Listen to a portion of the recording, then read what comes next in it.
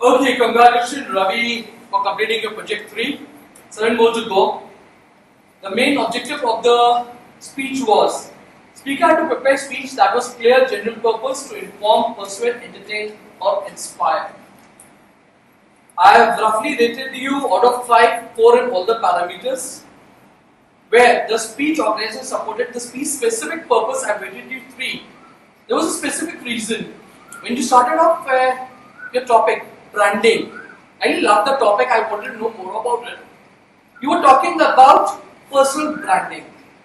Whereas I found approximately out of 6 minutes of your speech, or 7 minutes, we spent 5.5 minutes on branding of the products, not on the personal branding. So if you would have either explained more about SWOT analysis, a little bit about strength, weaknesses, people would have gained more about personal branding. What would have the speaker done differently to make the speech more effective? Try working a bit upon your body language.